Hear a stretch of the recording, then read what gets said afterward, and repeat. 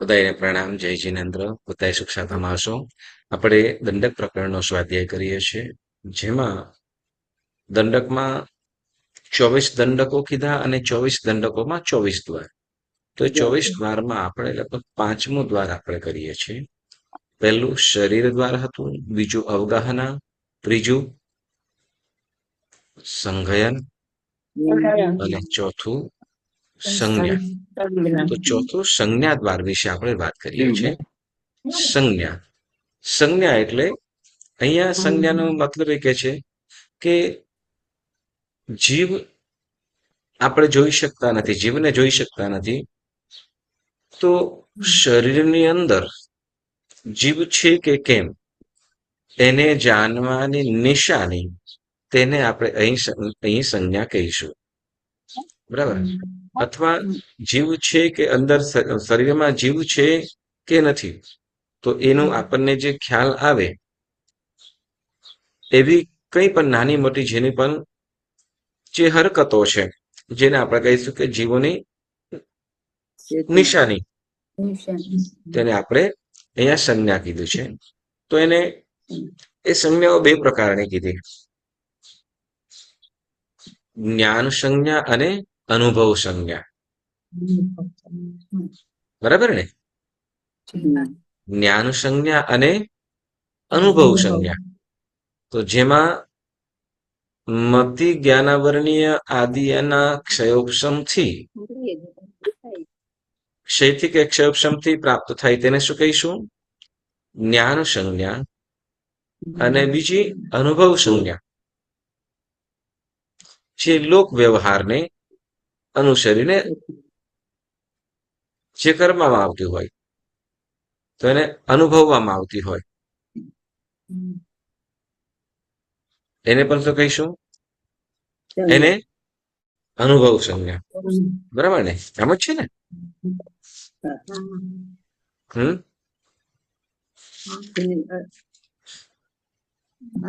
મતિ જ્ઞાનાવરણીય આદિ કીધું. શું કીધું? બે પ્રકાર, મતિ જ્ઞાનાવર્તીય 8, તે જ્ઞાન સંજ્ઞા, અને મોહનીય કર્મના ઉદયથી, ઓલો કીધું ક્ષયોક્ષમથી અથવા ઉદયથી, તેને શું કીધું? જ્ઞાન સંજ્ઞા. મતિ જ્ઞાન આદિ એટલે મતિ જ્ઞાન એટલે 5 8 કયા કયા? તો કે 5 જ્ઞાન ને 3 અજ્ઞાન, એના ક્ષયોક્ષમથી જે પ્રાપ્ત થાય છે, તો એને જ્ઞાન સંજ્ઞા કહેવાય છે. અને બીજી તો કે મોહનીય કર્મના ઉદયથી અથવા ક્ષયોક્ષમથી જે ઉત્પન્ન થાય છે, તે સંજ્ઞાને અનુભવ સંજ્ઞા કહેવામાં આવે છે. હવે આ બે સંજ્ઞાઓ મૂળમાં બે કીધી, પણ એની અને બીજી રીતે તો કે 16 સંજ્ઞાઓ કહે છે. તો એ 16 સંજ્ઞાઓની આપણે વાત કરીએ છીએ. હવે 16 સંજ્ઞાઓની અંદર આહાર, ભય, મૈથુન, પરિગ્રહ, પછી ભોગ સંજ્ઞા, લોક સંજ્ઞા, પછી ક્રોધ, માન, માયા, લોભ, પછી મોહ, ધર્મ, સુખ દુઃખની લાગણી, સુખ સંજ્ઞા, દુઃખ સંજ્ઞા, જુગુપ્સા, શોક. બરાબર? તો આ 16 પ્રકારની સંજ્ઞાઓ કીધી, અને એ કયા કર્મના ઉદયથી છે, તો એની પણ આપણને વાત કીધી. બરાબર ને? તો જેમાં આપણે કીધું કે આહાર સંજ્ઞા, જીવ આહાર લે છે, કયું? તો કે અસાતા વેદનીયના ઉદયથી, ભૂખ લાગવી. બરાબર ને? ભૂખ લાગવી કયું? તો કે અસાતા વેદનીયના ઉદયથી. વળી કઈ કારણ હોય કે ન હોય છતાં પણ ભય લાગે, બીક લાગે, ભય મોહનીય કર્મના ઉદયથી. વિષય સેવવાની ઈચ્છા, મૈથુન સેવનની ઈચ્છા, કયું? વેદ મોહનીય. બરાબર? વળી ભેગું કરવાની ઈચ્છા, પરિગ્રહ સંજ્ઞા, કયું? લોભ મોહનીય કર્મના. બરાબર? પછી કીધું ઓગ સંજ્ઞા. ઓગ સંજ્ઞા એટલે પૂર્વના સંસ્કારો વડેથી પૂર્વના સંસ્કારો કે કેટલીક વસ્તુ શીખવાડવી નથી પડતી, પરંતુ છતાંય સહજ રીતે કરતા હોય છે. બરાબર. તો એને કીધું મતિ જ્ઞાનાવરણીય તથા દર્શનાવરણીય કરવાના ક્ષૌભ. વળી બીજી રીતે કીધું મોઘમ કે સામાન્ય. સામાન્ય શબ્દ અર્થનું ભાન. સામાન્ય શબ્દ અર્થનું જે ભાન આપણને થાય છે, બરાબર ને? આવ, જાવ, ઉભો થા, બેસ, આમ નહીં કર વગેરે આપણે જે કહેતા હોઈએ. તો એ સામાન્ય શબ્દ અર્થ છે. આપણે જે વ્યવહાર ભાષાની અંદર બધું બોલીએ છીએ એ શું કહેવાશે? ઓકે, તમને કહી શકાય ચાલો બધા શાંતિથી બેસો, અથવા તમે શું કહે સારું કરજો, આવજો, આ બધું આપણે શબ્દ બોલતા હોઈએ તો એનો અર્થ શું થાય? સાચું કે ખોટું? તો કે સાચું પણ નથી, ખોટું પણ નથી, જેને વ્યવહાર કીધો. આવજો, જાજો, બેસજો, તમે ધ્યાન રાખજો, તો આવું વગેરે બધું કહેતા હોય તો સાચું હોય કે ખોટું હોય? તો એમાં સાચું પણ નથી, ખોટું પણ નથી, જેને આપણે વ્યવહાર ભાષા કહીશું. એ આગળ આપણને શીખવાડશે. બરાબર. એટલે કે શું કહીશું કે સામાન્ય શબ્દ અર્થનું જે બોધ થાય તે, જેમ કે આને મામા કે અને મામી કે ભાઈ છે, બુઆ છે, જે પણ વસ્તુઓ છે, તો એ બધું શું કે છે? સામાન્ય શબ્દ અર્થનું ભાન. બરાબર. હવે શું કે છે? બીજું કીધું લોક સંજ્ઞા. કઈ છઠ્ઠી કઈ કીધી? લોક સંજ્ઞા એટલે લોક વ્યવહારને અનુસરવાની વૃત્તિ. લોક વ્યવહારને લોક વ્યવહારની અંદર જે કહેવામાં આવતું હોય, કરવામાં આવતું હોય, એને લોક સંજ્ઞા કહેવામાં આવે. જેમ લોકોની અંદર કહેવાતું હોય કે કાગડો બોલે, ઘર તરફ કાગડો બોલે, અને કોઈક સગું આવવાનું હોય ને, આવું હોય ને. વળી શું કહેવાય કે સમજો કે જેમ કૂતરો ભસતું હોય, કૂતરું ભસતું હોય, રોતું હોય, તો એ પણ કઈક અનુસૂચન કરતું હોય. તો આ બધું જે કહેતા હોય તો એ એક પ્રકારનો લોક વ્યવહાર કહેવાય છે. તો આ જે લોક વ્યવહારને અનુસરવાની વૃત્તિ જેને કીધું, તો એને શું કહેવાશે? લોક સંજ્ઞા. બરાબર. હવે જેમ આના માટે આપણને લોક સંજ્ઞા અને ઓગ સંજ્ઞા આ બંનેની વાત પણ કરે છે. બરાબર. કે પૂર્વ જેમાં આપણે કીધું ફૂટનોટની અંદર કીધું પહેલા શું કહેવાય છે? સામાન્યથી કઈ પૂર્વના સંસ્કાર એમ કીધું. બરાબર. તો ઓગ સંજ્ઞાની અંદર પૂર્વના સંસ્કાર એમ કીધું. તો એમાં કે છે નીચે કે જેમ વેલડીઓ છે, બરાબર ને, વેલડીઓ છે, નીચે ફૂટનોટમાં લખે છે કે વેલડીઓ સપાટ જમીન છોડી ભીંત, વૃક્ષ અથવા જે પણ વંડી છે, જે પણ એને વેલાને ઉપર ચડવા યોગ્ય મળી જાય તો એના ઉપર ચડવા માંડે છે. આવું કેમ? એને કેવું પડે કે એને કેવું કે અહીંયાથી જવાશે એમ કેવું પડે નહીં. બરાબર ને, ઓટોમેટિક જશે. જેમ શું કહેવાય કે કોઈ પણ શું કહેવાય, કોઈ પણ પ્લાન્ટ નાખ્યા હોય જે શાકભાજીના, જેમ કે સમજો કારેલી છે કે દૂધી છે, જે વેલાડી થાય છે, તો એવા એને એ ઓટોમેટિકલી જ્યાં એને ઉપર ચડવા જેવું, એટલે જેમ કે ભીત હોય તો ભીત પણ પર ચડી જાય.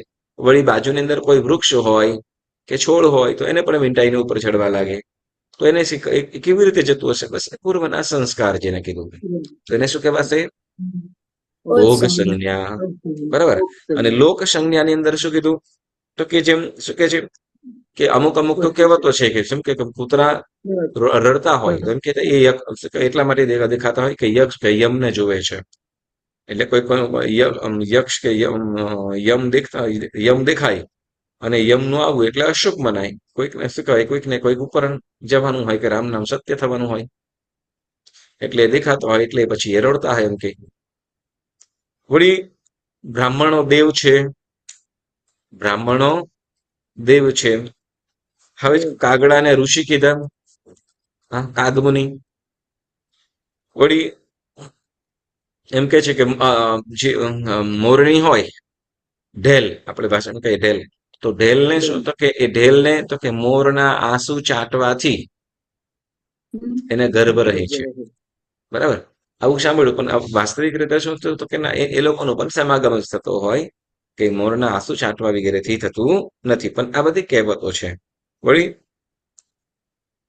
જે કર્ણ કાનમાંથી થયો,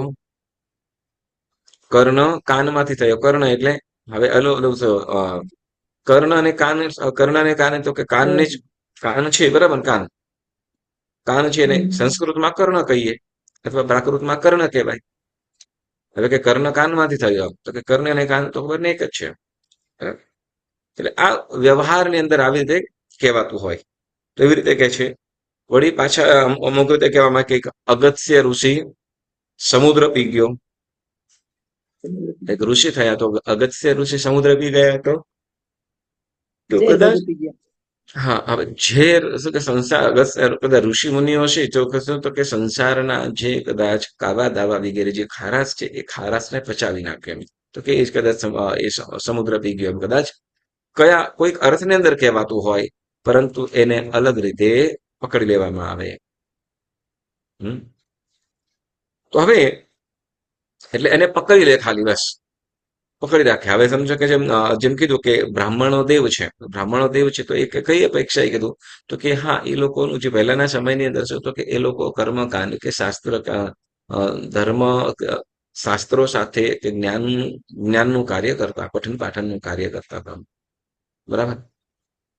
અને એટલે કે મતલબ શું કહેવાય કે જે પણ સૃષ્ટિ સંબંધી હોય, સારું કાર્ય હોય તો કર્મકાંડ વગેરે કરતા, તો એને પવિત્રતાની અપેક્ષાએ ત્યાં દેવ કીધું. એટલે શું કાવા વગેરેની અંદર હોય નહીં એ અપેક્ષાએ કે લગભગ શું કહેવાય કે ભિક્ષુક વૃત્તિથી અને શું કહેવાય પાપ વગરનું જીવન જીવતા.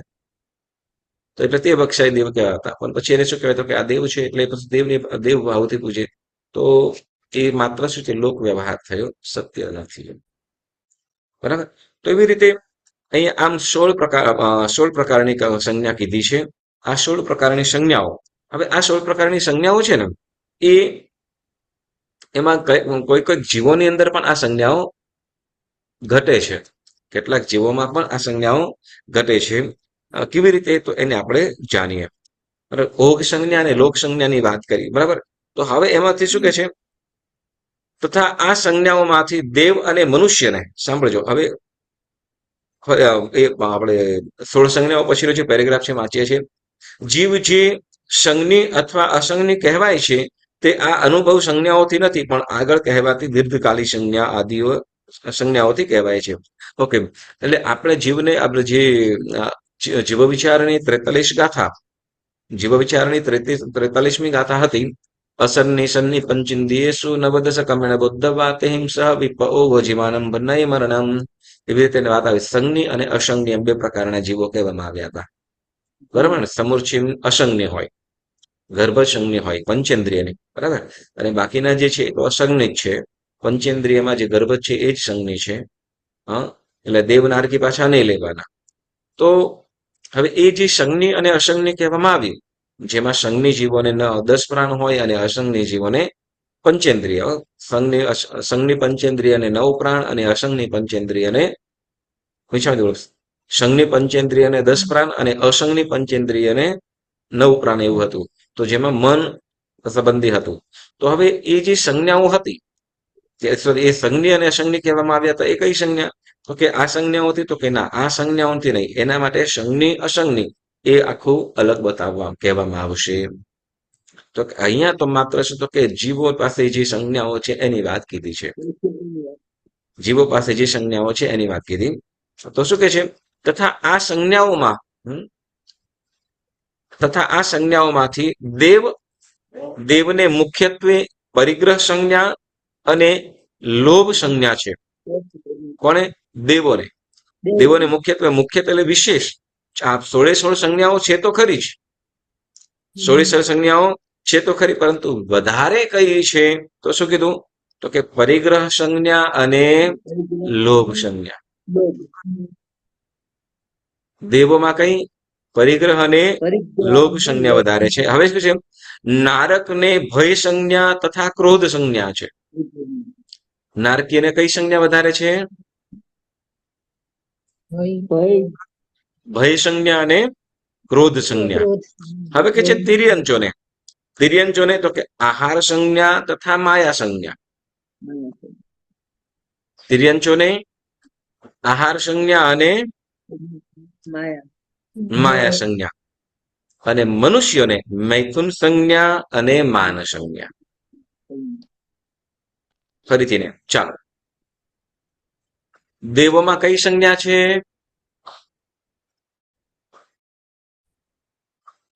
બોલો, દેવોમાં કઈ સંજ્ઞા વિશેષ છે? 16 છે પણ એમાં વધારે જે છે એની વાત કરે છે. પરિગ્રહ અને લોભ. પરિગ્રહ અને લોભ સંજ્ઞા. ઓકે. નારક ને ભય સંજ્ઞા અને ક્રોધ સંજ્ઞા. તિર્યંચોને આહાર સંજ્ઞા અને માયા સંજ્ઞા. મનુષ્યને મૈથુન સંજ્ઞા અને માન સંજ્ઞા. બધાને 16 સંજ્ઞાઓ તો છે જ, પણ વધારે કઈ સંજ્ઞા છે એની વાત આપણને કીધી. ઓકે, તો હવે આ પ્રમાણે હવે આપણે એમ કે ચાલો મનુષ્યની અંદર આ સંજ્ઞાઓ આપણને ડર પણ છે, શોક પણ છે, બરાબર, પણ છતાંય મૈથુન સંજ્ઞા અને માન સંજ્ઞા વધુ છે મનુષ્ય માટે. તિર્યંચ માટે તો કે આહાર સંજ્ઞા અને માયા સંજ્ઞા. જોજો તિર્યંચ જેમ ગાય ભેંસ વગેરે જે પશુઓ છે તો ગમે તેમ હોય તરત શું કહેવાય કે ચારો નાખી કે તરત એ ખાવાનું ચાલુ કરી દે, બરાબર. તિર્યંચ સ્વભાવ એટલે આહાર સંજ્ઞા વધુ છે. નારકીને ભય સંજ્ઞા અને ક્રોધ સંજ્ઞા. નારકીને ભય સંજ્ઞા અને ક્રોધ સંજ્ઞા, અને દેવને લોભ સંજ્ઞા અને પરિગ્રહ સંજ્ઞા. આ બે જે કીધું એ વધારે છે, બરાબર. તો જેમાં આગળની જે સંજ્ઞાઓ કીધી એમાંથી આગળની જે 4 સંજ્ઞાઓ પહેલા કીધી, આહાર, ભય, મૈથુન, પરિગ્રહ, બરાબર, પછી ક્રોધ, માન વગેરે, તો એ પણ. હવે આપણને એકેન્દ્રિય જીવોની અંદર સંજ્ઞાઓ કેવી રીતે ઘટે? આ 16 સંજ્ઞાઓ છે, તો 16 સંજ્ઞાઓની અંદર આપણે એમ કહેવાય કે ચાલો મનુષ્ય છે માન અહંકાર માટે બધું જ કરી લે, અહંકારના કારણે બધું જ કરી લેતો હોય. જેમ શું કહેવાય, જે મનુષ્ય માટે કહીએ માન સંજ્ઞા, તો હા, જેમ કે રાવણ માન શું કહેવાય અહમના કારણે કે માનના કારણે આખી લંકાનું પણ અધઃપતન કરી નાખ્યું. કારણ શું? તો કે પોતાનું અહમ. કંસની વાત કરીએ તો એ પણ, બરાબર. અને માન, મનુષ્યમાં માન અને મૈથુન, જે મોટા મોટા યુદ્ધો ખેલાયા એ બાર શું કે જર, જોરું અને જમીન. જર, જોરું અને જમીન, એમાં પણ પાછું શું તો કે જોરું વગેરે. ઓકે, તો ચાલો આ હવે આપણે મનુષ્ય વગેરેની તો આપણને સ્પષ્ટતા દેખાઈ આવે, ખ્યાલ આવે. આપણે એમ કહીએ જ્યાં કોઈ લેવા દેવા ન હોય છતાં પણ એ થાય. ચમરેન્દ્ર દેવલોકના દેવ સાથે ઝઘડો કરવા ગયો. ખ્યાલ છે? મહાવીર સ્વામી ભગવાનને નમન કરીને ગયો હતો.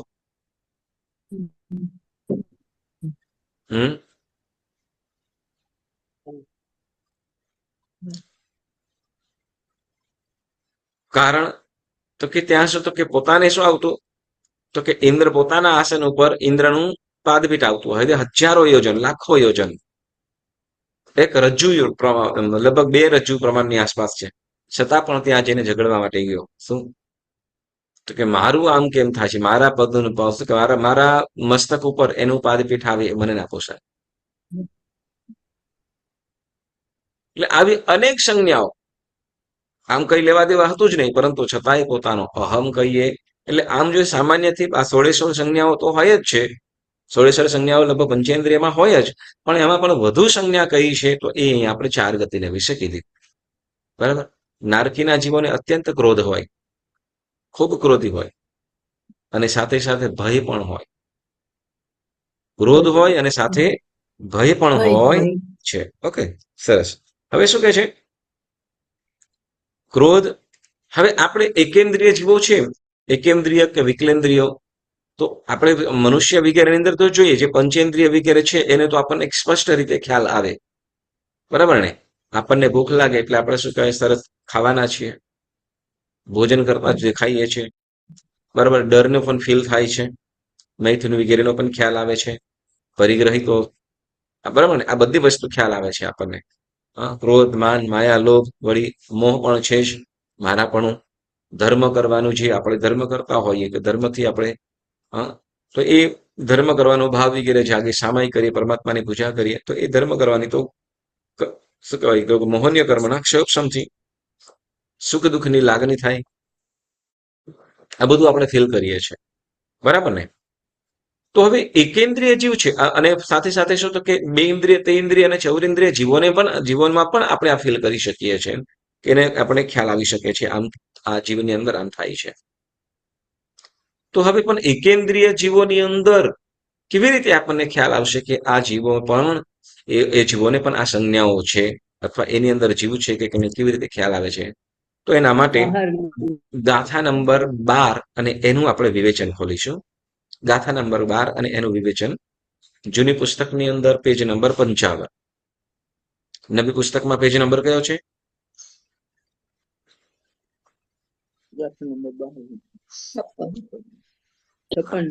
બરાબર. હવે એમાં જો એમ કે શું કે છે, તો કે સર્વને આપણે ગાથા સીધા વાંચીએ છીએ. ઓકે, ગાથા 4 સંજ્ઞા અને 5 પાંચમું સંસ્થાન દ્વાર પણ કહે છે. તો ગાથા પહેલા બોલે છે, સવ્વે સેમ 14 વા સન્ના સવ્વે સુરાય ચૌરંસા નરતિરિછ સંઠાણા હુંડા વિગલિંદી નિરઈયા. ગાથાર્થ કહે છે કે સર્વને 4 કે 10 સંજ્ઞા હોય છે. સર્વદેવો સમચતુરસ્થ સંસ્થાન વાળા, ગર્ભજ મનુષ્ય અને તિર્યંચો 6 સંસ્થાન વાળા, વિકલેન્દ્રિયો અને નારકો હુંડક સંસ્થાન વાળા છે. તો એનું વિવેચનની અંદર આપણે સાંભળીએ ત્યારે કે છે કે સર્વ દંડકોમાં 4 અથવા 10 સંજ્ઞાઓ છે. સર્વદંડ, સર્વ એટલે 24 દંડક, 24 દંડક, બરાબર ને? જેમાં 5 સ્થાવરના 5 છે, વિકલેન્દ્રિયના 3, 10 ભવનપતિના 10, વ્યંતર જ્યોતિષ વૈમાનિક એનો 1 નારકીનો 1, ગર્ભજ તિર્યંચ ગર્ભજ મનુષ્ય, આમ 24 દંડક થઈ જાય, બરાબર. હવે આ 24 દંડકોની અંદર શું કે છે, તો કે સર્વ દંડકોમાં 4 અથવા 10 સંજ્ઞા હોય છે. દરેક દંડકની અંદર 4 અથવા 10 સંજ્ઞા તો છે જ. તો અને કેટલાક મનુષ્યોને 16 સંજ્ઞાઓ હોય છે. કેટલાક મનુષ્યોને 16 સંજ્ઞાઓ હોય છે. તે સંજ્ઞાઓ સંજ્ઞે પંચેન્દ્રિયમાં તો સ્પષ્ટ ઉપલબ્ધ થાય છે. ઉપલબ્ધ એટલે દેખાય છે. સંજ્ઞે પંચેન્દ્રિયમાં, સંજ્ઞ એટલે જેમ ગર્ભજ તિર્યંચ ગર્ભજ મનુષ્યની સ્પષ્ટ રીતે દેખાય, બરાબર ને? આપણે ધર્મ કરતા હોઈએ કે શું કોઈ રડતું હોય તો એનાથી ખ્યાલ આવી જાય કે શું કોઈ રડે છે, કંઈક દુઃખ છે, અથવા કોઈ આનંદ છે. એમ કે સહજ રીતે શું કે ભાઈ શું કહેવાય, કોઈક પેંડા વેચતું હોય કે સરસ કઈ મીઠાઈ ખવડાવતું હોય તો આપણે કઈ ખુશીના સમાચાર છે, તો કંઈક આનંદમાં છે. કોઈ શોકની અંદર હોય, ગમગીન હોય, તો તે વખતે તો કે શું કહેવાય કે ગમે કઈ માઠું કઈ ખોટું થયેલું છે અથવા કઈ દુઃખનું કારણ છે. તો એવી રીતે ઘણું બધું આપણને ખ્યાલ આવે છે, બરાબર. તો એવી રીતે કે છે કે સંજ્ઞ પંચેન્દ્રિયમાં તો સ્પષ્ટ ઉપલબ્ધ થાય છે, એટલે ખ્યાલ આવે છે. અને એકેન્દ્રિયોમાં પણ શું કે છે, તો કે એકેન્દ્રિયોમાં પણ અવ્યક્ત અસ્પષ્ટ હોય છે. અવ્યક્ત એટલે કદાચ એને કદાચ ખ્યાલ ન થાય, આપણને ખ્યાલ ના આવે. અસ્પષ્ટ એટલે આપણે શું કહેવાય કે કંઈક એના અનુભવથી કંઈક એનો ફેરફાર વગેરે થતો હોય અથવા બદલાવ થતો હોય, તો એને સમજી જાણીને આપણે નક્કી થાય કે આ વસ્તુ એની અંદર થાય છે. એટલે મતલબ સંજ્ઞા છે, આ સંજ્ઞાની અંદર ઘટે છે, એવું પુરવાર થાય છે. તો કેવી રીતે એની વાત કરે છે? અવ્યક્ત અને અસ્પષ્ટ એટલે વ્યક્ત એટલે જેને આપણે 100% કહી શકીએ, અને અસ્પષ્ટ એટલે એની અંદર જે ફેરફાર વગેરે થાય છે તે, બરાબર.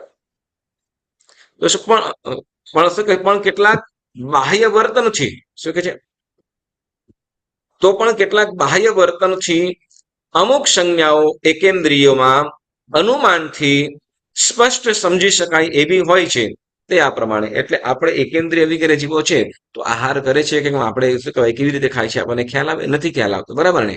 પણ એની આપણને કેવી રીતે ખ્યાલ આવે છે તેની વાત કરે છે. એ કેવી રીતે કરતું હશે? આપણે જેમ આહાર કરતા હોઈએ છીએ, આહાર કરતા હોઈએ છીએ નથી ખ્યાલ આવે કે હા જમ્યું. પણ એકેન્દ્રિય જીવમાં છે, એકેન્દ્રિય જીવ છે તો એની અંદર આહાર વગેરે કેવી રીતે લેતું હોય એ આપણને ખ્યાલ આવે. હા, તો અસ્પષ્ટ રીતે આપણને અહીંયા કેવી રીતે હોય છે તો એની વાતો જણાવે છે.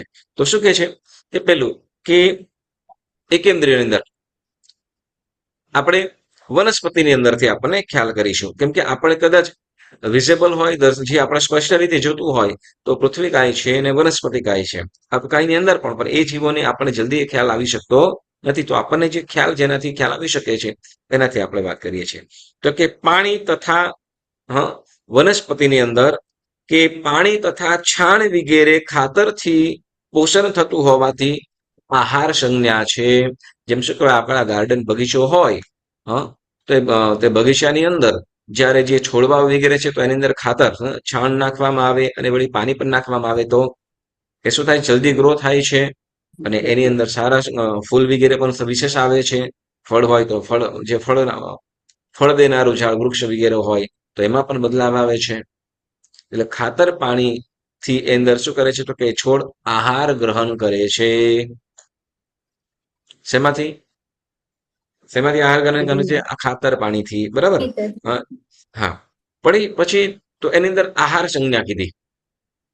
એની અંદર આહાર સંજ્ઞા છે કે ખાતર પાણી વગેરે ન નાખવામાં આવે, ખાતર પાણી વગેરે નાખતા હોય તો એમાં સ્પષ્ટપણે એનો ખ્યાલ આવતો હોય. એનો સ્પષ્ટપણે ખ્યાલ આવતો હોય તો આહાર પાણી વગેરે નાખવાથી એમાં શું છે તો કે આહાર સંજ્ઞામાં રહેલી છે. પછી કે છે ઓકે, જેમ શું કહેવાય કે જેમ ખેતરો છે, બરાબર, તો ખેતરની અંદર સમજો કે કોઈ મકાઈ વાવી હોય કે કેળા વાવ્યા હોય કે શેરડી વગેરે ગમે તે, તો એ વનસ્પતિ આમ ને આમ છે અને એક બાજુ શું તો ખાલી પાણી નાખે છે, ખાલી પાણી નાખે છે, પણ સાથે સાથે બીજું ખાતર વગેરે પણ નાખવામાં આવે છે. તો કે ખાતર વગેરે જે નાખવામાં આવતું હોય, ખાતર પણ નાખવામાં આવતું હોય છાણ વગેરે, તો એ જલ્દી ગ્રો થાય અને વિશેષ પાક આપનારું બને છે. વૃક્ષ હોય કે છોડવા હોય તો બધાની અંદર તો એ શું છે કે ખાતર વગેરેની અંદરથી એ આહાર ગ્રહણ કરે છે. પાણી તો છે, પાણી અને ખાતર તો આપવાથી એની અંદર આહાર ગ્રહણ કરે, પોષક તત્વો એને ગ્રહણ કરે છે અને એમાંથી શું કરે છે તો કે ફળ ફૂલ વગેરે આપવાની અંદર વિશેષ બને છે. બરાબર, એટલે ત્યાં આહાર સંજ્ઞા ઘટે છે. આહાર સંજ્ઞા. હવે બીજી રીતે કહીશું ભય સંજ્ઞા. કઈ? આહાર, પછી બીજું કીધું ભય સંજ્ઞા. બરાબર. હવે કેટલીક વનસ્પતિ એવી છે કે માત્ર સ્પર્શ કરવામાં આવે અને શું કરે છે સંકોચાઈ જાય છે, જેને કીધું લજ્જાળુ. કોઈકના ઘરે અહીંયા પણ જોવા મળે છે શું તો કે લજ્જાળુ વનસ્પતિ, કે હાથ અડાડીએ માત્ર શું આંગળી અડે ને તો પણ તરત આખું એમ શું કહેવાય સુકાઈ ગયું હોય એવું થઈ જાય થોડીક ક્ષણો માટે. વળી પાછળ થોડા સમયમાં શું કહેવાય 1-1.5 મિનિટ, 2-3-5 મિનિટ પછી વળી પાછું એકદમ ખીલી જાય. પણ જેવું કોઈનો હાથ અડે, જેવું કોઈનો હાથ અડે એટલે તરત એમ સંકોચાઈ જાય અને પાંદડા પણ સાવ એકદમ નમી પડે. જ્યારે સુકાયેલું ઝાડ હોય ને એવું થઈ જાય, પાંદડા એકદમ સાવ સંકોચાઈ જાય. તો આવું જે થાય છે, બરાબર, તો એમ શું કહે છે કે એની અંદર પણ શું માત્ર સ્પર્શ થાય અને આવી રીતે પ્રમાણે એને ત્યાં ભય સંજ્ઞા પણ ઘટે છે. વળી જેને આપણે લજામણી વસ્તુ કે લજાડવું અથવા લજામણી પણ કહેવાય, લજામણી. હવે પછી ત્રીજું કે છે એની અંદર પરિગ્રહ સંજ્ઞા પણ છે.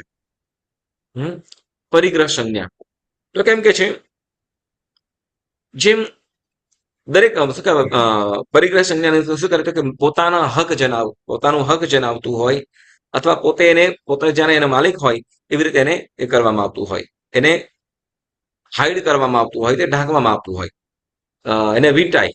જેમ કે વેલડીઓ હોય, વેલ હોય તો એ વૃક્ષને વીંટાય, વેલ હોય એ વૃક્ષોને વીંટાઈ જશે. જેમ ધામસ છે કે પછી ઓય છે, જેમ નાગરવેલના પાન વગેરે છે, તો આખા ઝાડને વીંટાતા હોય. એમ કે છે કે એમ શું કહેવાય તો કે વીંટાતું હોય પોતાનો હક જમાવતો એટલે કે જે પરિગ્રહ સંજ્ઞા એની અંદર પણ છે એમ કે છે. એટલે વેલડીયા વૃક્ષને વીંટાય છે. વળી આગળ કીધું કે શ્વેત ખાખર, સફેદ ખાખર, આમ જે ખાખર હોય પલાશના વૃક્ષ. હવે એ બે પ્રકારના, ગ્રીન પણ હોય, લીલા પણ હોય અને વ્હાઈટ પણ હોય. એમ કે તો કે વ્હાઈટ જે ખાખર વૃક્ષ હોય, તો એમ કે છે કે એના જે મૂળ ક્યાં જાય, તો કે જે ઓલું નિધાન હોય, કે પેલાના સમયની અંદર શું કરતા, તો કે જ્યારે કોઈ વારસદાર વગેરે ના હોય તો ધનની રક્ષા માટે શું કરે, તો કે ખાડો ખોદીને એ શું કહેવાય, ઘડામાં કે કળશ મોટાની અંદર ભરીને એ જમીનમાં દાટી દેવામાં આવે.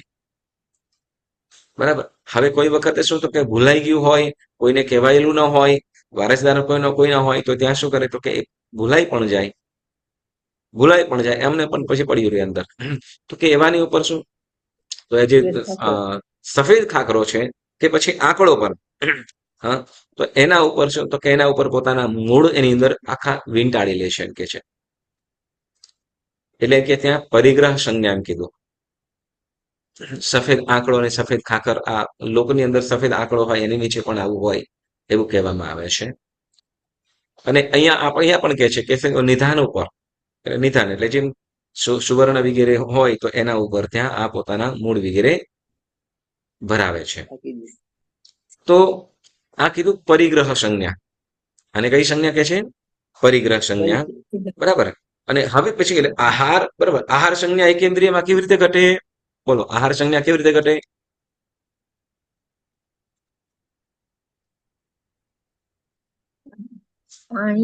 આહાર સંજ્ઞા, હા, જે વનસ્પતિને છાન કે ખાતર પાણી નાખવામાં આવે, છાન ખાતર પાણી વગેરે નાખવામાં આવે તો એનું પોષક તત્વ એને મળે અને વધુ ફળદાયક બને છે. એટલે તો આહાર સંજ્ઞા. બરાબર. બીજું ભય સંજ્ઞા, એ પણ લજામણી કે લજાડુ વનસ્પતિ છે, સ્પર્શ થતાની સાથે સાવ એકદમ સંકોચાય, મુરઝાઈ જાય અને સાવ સુકાઈ ગયું હોય એવું થઈ જાય, તો એવું કે છે એ ભય સંજ્ઞા એમ કીધું. પરિગ્રહ સંજ્ઞા,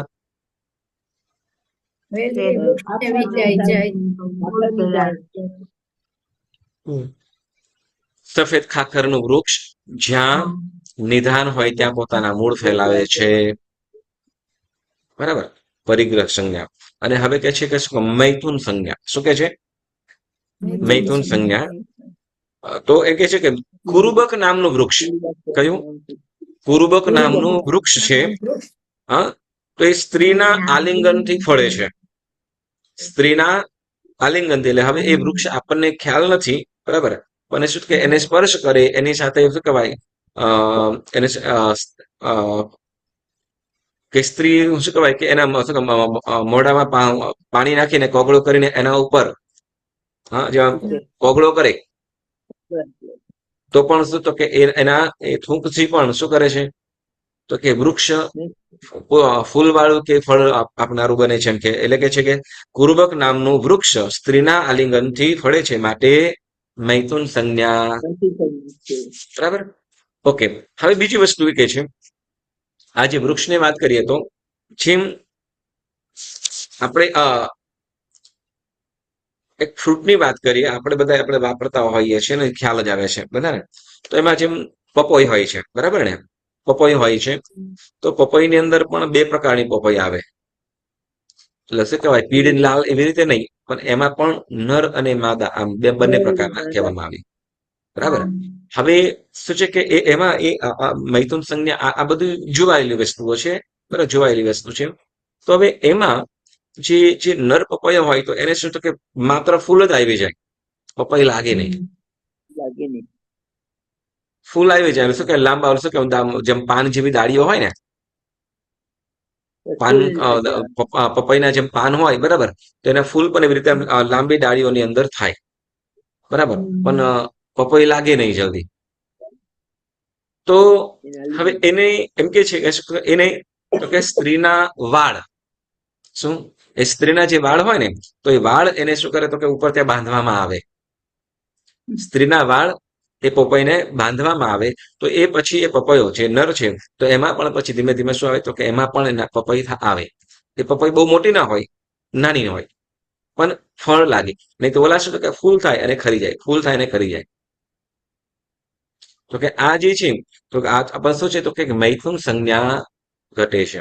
તો મૈથુન સંજ્ઞાની અંદર પણ સાંભળો, મૈથુન સંજ્ઞા જે છે તો મૈથુન સંજ્ઞાની અંદર પણ જેવા પ્રકારના જીવો એવી એવી એના પ્રકારની એની મૈથુન સંજ્ઞા પણ ક્યાંક વધારે છે, ક્યાંક ઓછી છે. એવી રીતે અજીત શાંતિ સ્તોત્રની અંદર જેમ દેવોમાં જે મૈથુન સંજ્ઞાનું વર્ણન આવેલું છે, તો કેટલાક દેવો એવા છે જે મનુષ્યો જેમ ભવનપતિ, વ્યંતર, જ્યોતિષ, વૈમાનિક અને પહેલા બીજા દેવલોકના જે દેવો છે એ લોકો એ રીતે તો કે જે મનુષ્ય જેમ મૈથુન સંજ્ઞા કરતા હોય એ જ રીતે કરતા હોય.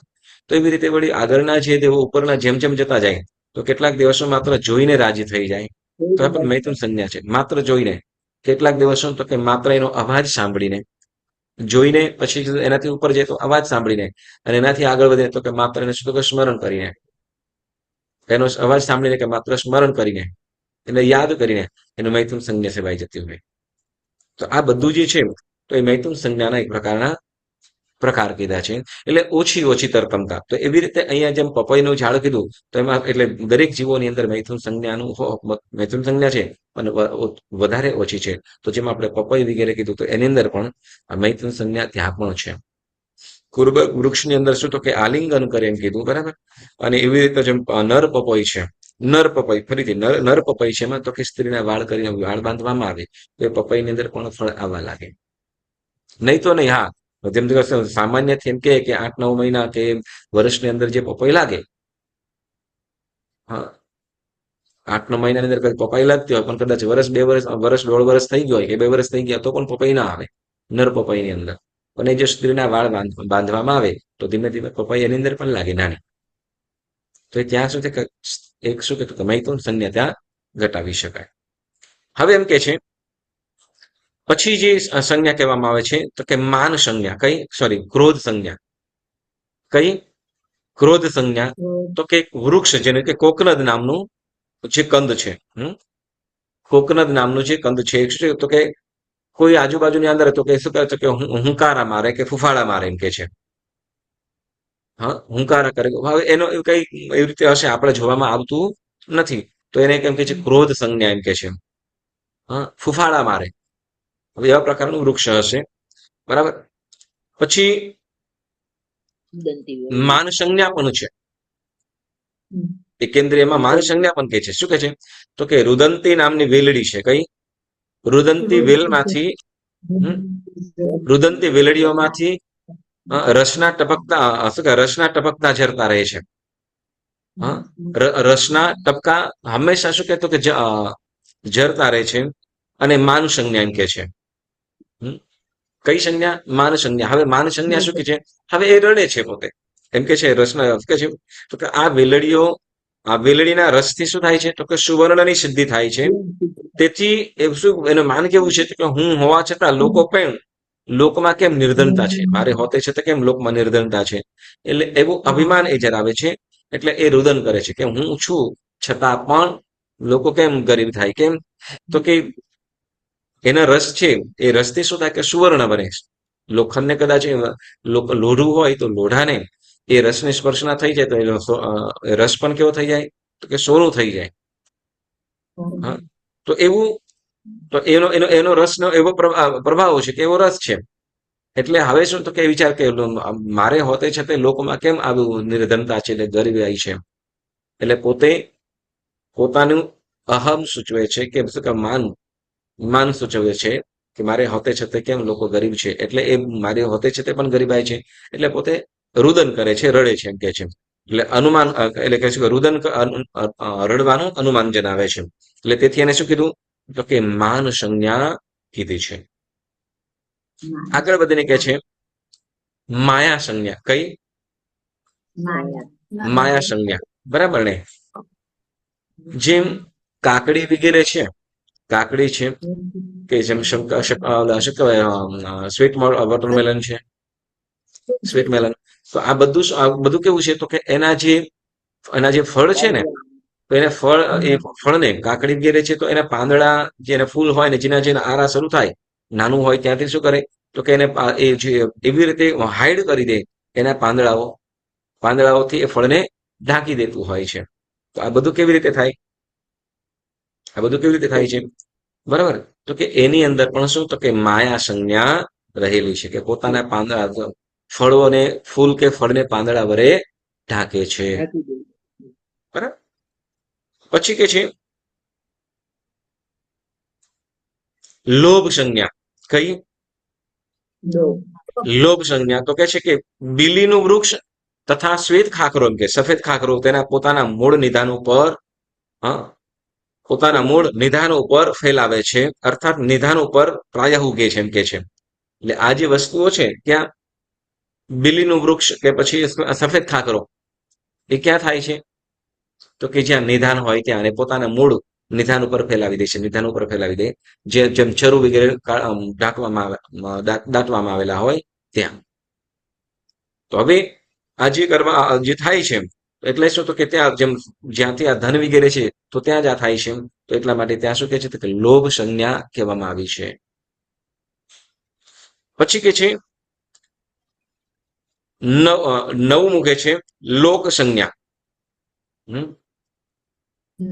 લોક સંજ્ઞા શું કે છે, તો કે કમળો રાત્રે લોક સંજ્ઞાથી સંકોચી પામે છે એમ કે છે.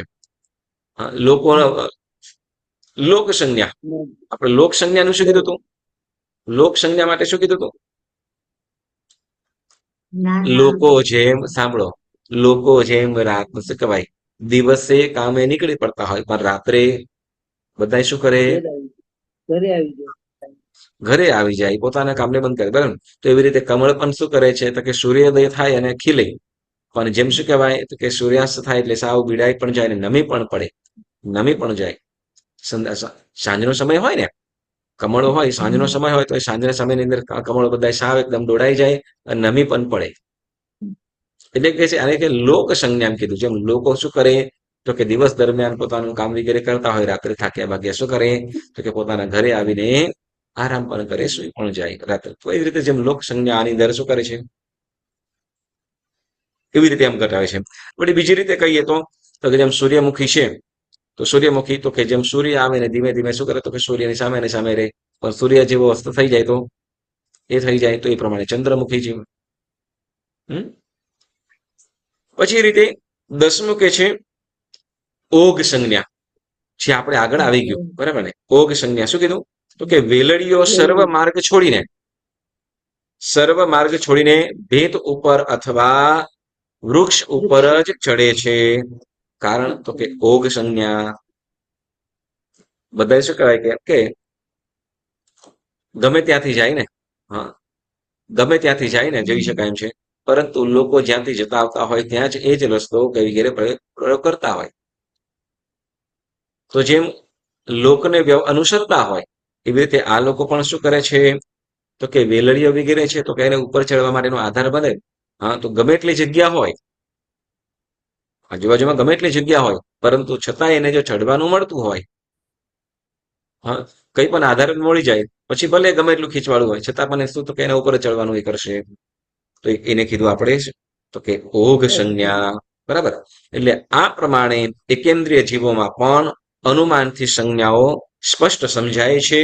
અને બે ઇન્દ્રિય આદિ, બે ઇન્દ્રિય, તે ઇન્દ્રિય, ચૌરેન્દ્રિય, ગર્ભજ મનુષ્ય, ગર્ભજ તિર્યંચ, 10 શું કહેવાય 13 દેવદંડક, 1 નારક, તો એવી રીતે બાકીના જે દંડકો છે એની અંદર પણ સ્પષ્ટ રીતે આ વસ્તુઓ ખ્યાલમાં આવે છે. બરાબર. એ આ સર્વ દંડકોમાં પણ ઓછી વધતી સંજ્ઞાઓ અવશ્ય હોય છે. અને હવે કે ફરીથી એને પણ કે હવે ચાર ગતિને આશ્રયને વિચાર કરતા, એટલે ચાર ગતિ મુખ્યતઃ, તો ચાર ગતિને આશ્રયને વિચાર કરતા દેવગતિમાં પરિગ્રહ તથા લોભ સંજ્ઞા અધિક હોય છે. 10 સંજ્ઞાઓ તો છે, 16 સંજ્ઞાઓ તો છે જ, પણ શું કહે, તો કે ચાર ગતિમાં વધારે કઈ સંજ્ઞા છે આગળ આવી ગયું, પણ છતાંય તો કે દેવગતિમાં પરિગ્રહ તથા લોભ સંજ્ઞા અધિક મુખ્ય છે, એટલે વધારે છે. મનુષ્ય ગતિમાં માન સંજ્ઞા અને મૈથુન સંજ્ઞા અધિક છે. નરક ગતિમાં ભય અને ક્રોધ સંજ્ઞા અધિક છે. અને તિર્યંજ ગતિમાં માયા તથા આહાર સંજ્ઞા અધિક છે. તો એ પ્રમાણે અહીંયા આપણે સંજ્ઞા દ્વાર પૂરું થાય છે. 16 સંજ્ઞાઓ. તો 16 સંજ્ઞાઓને કઈ સંજ્ઞા કેટલી હોય, કઈ એકેન્દ્રિયમાં આપણને સંજ્ઞા જે ઘટાવી છે તો એને ફરીથી ને પણ તમારે કોઈ નવું ધ્યાનમાં હોય તો તમે ચોક્કસ એ કરજો. બરાબર. તો આવતી વખત તમારે આ એકેન્દ્રિયમાં આ 10 સંજ્ઞાઓ કેવી રીતે ઘટે છે એ તમારે જણાવવાનું રહેશે. આની અંદર લખ્યું છે. એના સિવાય પણ તમને કોઈ એવું ખ્યાલ આવતું હોય તો તમે ચોક્કસ એનો ઉલ્લેખ જણાવજો, તો જેથી આપણે સ્વાધ્યાયની અંદર વિશેષ વધારો પણ થઈ શકે. ઓકે. તો આજનો સ્વાધ્યાય આપણે અહીંયા 16 સંજ્ઞાઓનું વાત કરી અને અહીંયા સ્થગિત કરીએ છીએ. આજનો સ્વાધ્યાય કરતા કંઈ પણ જેના આજ્ઞા વિરુદ્ધ બોલાયું હોય તો મને વચન કહ્યાથી ત્રિવિધે મિચ્છામિ દુક્કડમ મિચ્છામિ દુક્કડમ મિચ્છામિ દુક્કડમ.